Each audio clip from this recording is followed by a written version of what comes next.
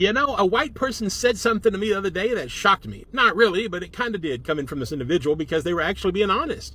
Usually all they do is gaslight and bullshit, but they actually had a breakdown and had an honest moment. When we were talking about race in America, she said, I don't think black people deserve equality and justice because they could never get enough.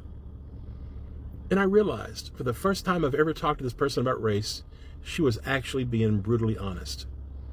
And I also realized this is the psyche of white America. Not all, but for the majority.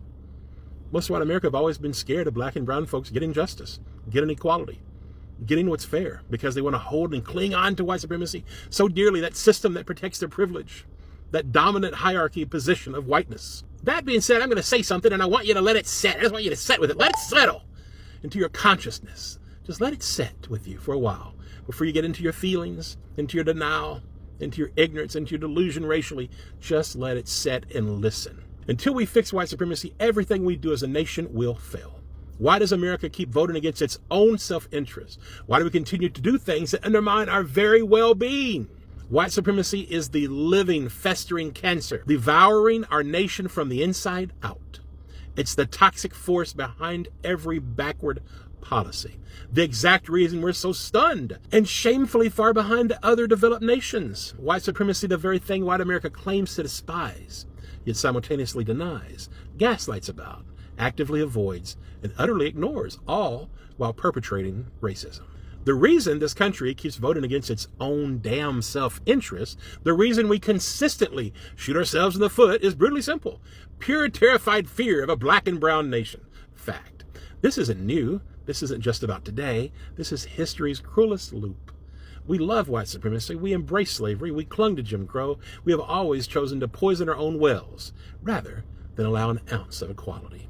This obsession breeds internal hate, forces us into a blind, ignorant delusion. It has weaponized us against each other. White against white, race against race, culture against culture. This is the profound damage to your psyche, your society. We'd rather bleed our own nation dry, sacrifice our cities, our health, our economy, our global credibility, than loosen one pathetic finger from white privilege. You thought you could weaponize white supremacy to justify your own greed, to hoard power. All you've done is destroy yourselves and your own fucking nation. Imagine a nation so diseased by racism, so desperate to cling to its twisted sense of white superiority. It would rather self-destruct, rip apart its own democracy and watch its citizens suffer and die. That nation is America. Face the ugly fucking truth. Look at what we've done. Cutting Medicaid, slashing SNAP, sacrificing the vulnerable for billionaire tax breaks, abandoning humanitarian aid, annihilating our global standing, our very morality, actively suppressing votes, tearing down our democracy, building the world's largest prison system, shattering families, all because of the white man's greatest, most pathetic fear, that black and brown people might actually be treated fairly. Our air is poisoned, our infrastructure is collapsing, our schools are failing, all because we'd rather cling to archaic, racist structures that build a decent, functional society for ourselves. Understand this. We aren't just hurting black and brown communities.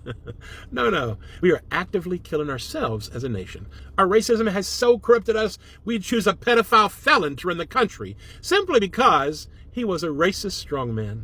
We are willingly plunging into fascism, sacrificing our fundamental liberties and economic equality, all because we choose white supremacy over freedom.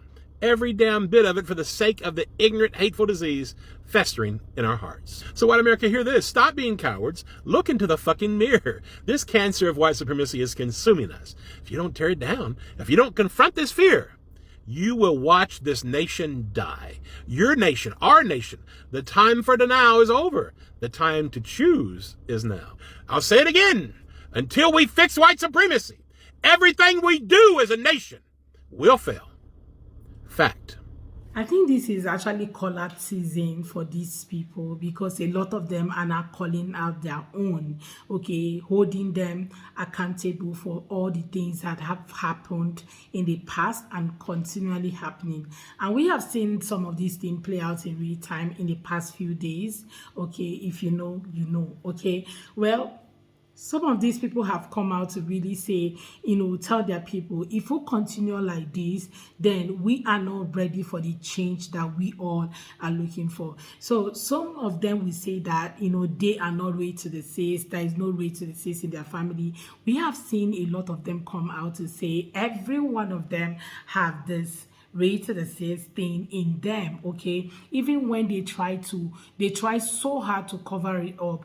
And somebody asked the question one time, I asked people, like palm colored people, how many black friends do you have, like person of color, how many of them are actually your friend? And when we talk about friend, people you attend events with, people you share deep things with, people you have like deeper connections with, not somebody you just met and just bruise off and like, hi, and that's it. How many of them do you actually have like strong relationship with? Even in your workplaces, how many of these POC people do you actually have like stronger relationship with?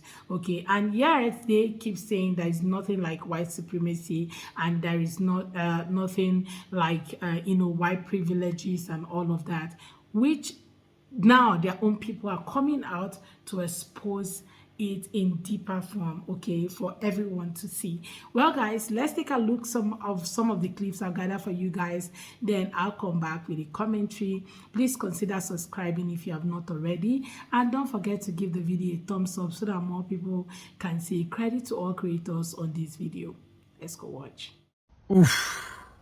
It's weird to be a race that acts inhumane but pushes the narrative on another race. This is one of the many insidious ways white supremacy culture shows up in those of us that are white-bodied individuals. And I say insidious because it's only subtle to us, but very plain to see for black and brown indigenous people of color. When we're convinced that we are non-racist and consider ourselves to be safe and benevolent white folks who don't see color, we are so dangerous. Because underneath all that non-racism and colorblindness lies some very foundational beliefs about what it means to be a good person in this world. And what do you know? All those characteristics just so happen to look like what it means to be white. We have to recognize that we have been raised in and therefore conditioned to think in terms of a racial caste system. So as long as black and brown indigenous people of color are able to assimilate into whiteness, they're okay, and even heralded as exceptional people. But as soon as someone starts to question things or show that they're not grateful to be an American, we're like, what's the deal? I mean, I know things were bad, but can't we just move on? If you could just get with the program, you'd be accepted just fine. Sure enough, when people don't just get with the program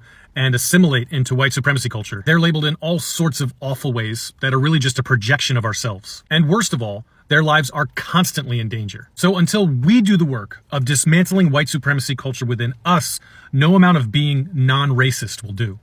It might be because I'm neurodivergent, but it takes a while for me to notice certain taboos. I recently, within the past couple weeks, found another taboo topic. Specifically, white people don't really like to talk about systemic racism or really anything to do with race, period. Because the past couple weeks, I had been listening to this video series on YouTube. It's called Crash Course Black American History, and I really like it. And I've been really into it the past couple weeks to the point where I'm like, have you listened to this? Well, you should listen to it. So I was at work, and it was only other white people there. That was the thing. We were talking about things that we were listening to, and I told them what I was listening to. Crash Course Black American History. Everybody should listen to it. That's the gist of what I said. I just basically said that it was really educational, and people could learn a lot from it, and Americans should listen to it. Immediately, the room got really silent and tense, and I was like, oh, I guess this is a topic we don't talk about? I kind of wonder if it's like maybe white people kind of want to hide the truth or like not talk about it because it'll make them feel too guilty. But from my like neurodivergent perspective, I think that these emotions aren't necessarily a bad thing and they should come up when we learn about this stuff. And the whole point is to like educate ourselves and then process whatever emotions come up however they need to in our own little, bubble. And then when we're ready to, we all get back together, every single one of us, and we collaborate and we're like, hey, we never want that to happen again. So how do all of us, take steps forward together and create something better for all of us? I feel like that's kind of like a no-duh way of thinking. And so then I bring it up in a socially appropriate way where it's just like, yeah, I've been listening to this. But still, like every single time I bring the topic up around white people, they get uncomfortable. It almost like frustrates me because I'm like, why is this such a taboo topic? Because even when I bring up topics like feminism or disability rights or something along those lines, it's even a little bit more accepted. I'll still be able to have normal conversation, but the moment that I bring up systemic racism, issues that we have with race, or like the history of Black Americans, all of a sudden the room gets weirdly tense and it's weird. I think we should start having uncomfortable conversations. This is important for like everybody. And I also understand in the example that I brought up, it was at work, but still, like, I've just noticed that as a pattern in general, like, anytime I bring it up, most white people get really uncomfortable. I just think we're ready to move past that, you know? From the first video, I think the lady that answered that question is somebody who, this whole thing has been running her blood and she has been looking for a way to pour it out, okay? And from her attitude, you also see, if you know her personally, if you have seen her personally, you know the attitude that she even ensued, especially when she's around POC, you will know that this person is a racist, okay? Because you cannot tell me that you say these people don't deserve this. Like, seriously, in fact, there are a lot of them that if they have their way, they wouldn't want, okay, Black Americans to even live in the US anymore, okay? But unfortunately, they don't have that power, they don't have that right? Anyway, let's take a look at the comment section of the first video. So someone said in the 50s, when white people were concerned about Black people sitting on a bus or drinking out of water fountain or getting an education, Russia was beating us in the space race.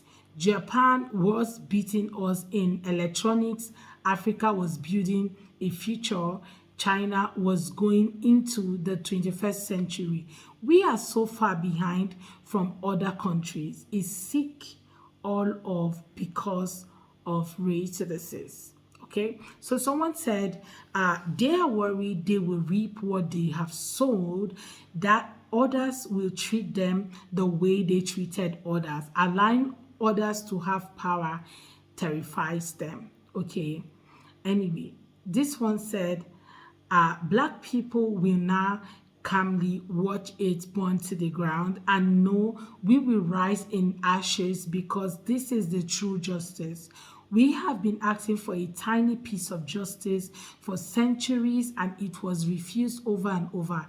It's reaping time now. Too late to repent. Pharaoh's army has chased us into the Red Sea. It's weakness, not supremacy, okay? The supreme are not scared of a level playing field, while others rise in spite of its absence. Because I don't think if you're supreme, seriously, like what this person said, you will not be scared of who is ahead of you or who is going to go ahead of you, okay? You just allow everybody play in their own field. And, the sky is big enough for everyone. Well, someone said the US will never be absolved of its original sin because it's never been held accountable, right? This empire is 250 years young and it has yet to learn from its own mistake. Self-destruction is inevitable and will happen sooner than most predict, okay? If Republican, MAGA, and those who claim to be Christians stay in power, people are blind if they don't see and feel those other countries salivating and getting ever closer to the throne. America would be further ahead if it weren't for the hate seeping at the core of the nation, okay? I think a lot of people have actually talked about this, okay? Racism is the reason we cannot have Medicaid for all. A federal jobs guarantee with a universal basic income, free college, and other benefits, okay? We be careful.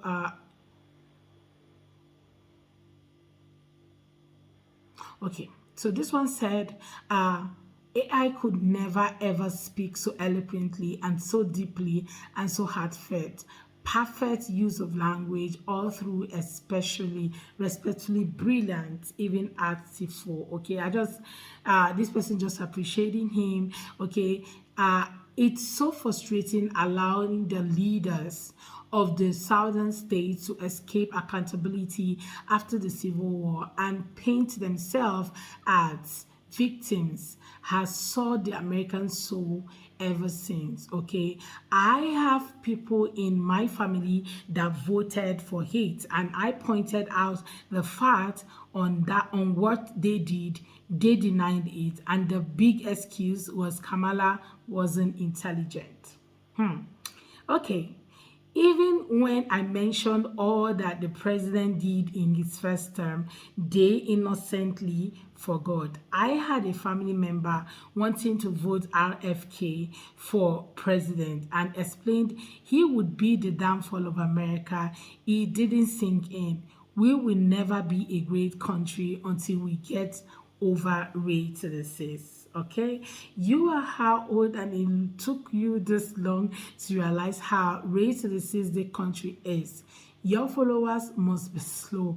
I think they are partially scared too, okay, because they know exactly what they did throughout history and don't want it turned back on them, so they project, okay. There's no solution to white supremacy, okay, according to this commenter. It's been taught in schools because the schools are not teaching the real history of this country. They would rather vote against what's best for them to see black and brown people suffer, okay. Okay. Anyway, somebody has said the first time I really understood how cancerous racism is was when a father let his child die because he didn't want him to be treated by anyone from the whole black medical team. Working that night, I have never heard such a thing in my life. I am shocked as well. I have never heard such a thing in my life as well. Like, I am so shocked. Our whitewash history books didn't help. Learning history is useless unless you are able to see its profound ugliness. You are unable to learn anything of true importance, so you can avoid repeating atrocities. Okay, since the beginning of America, to change these feelings means we have to change our foundation. Why would anyone not want as much equality and justice as available to them? Okay, well, a lot of people actually dropped their own bombshell in this comment section, but I'm just going to end it here. But you guys let me know what you all think in the comment section.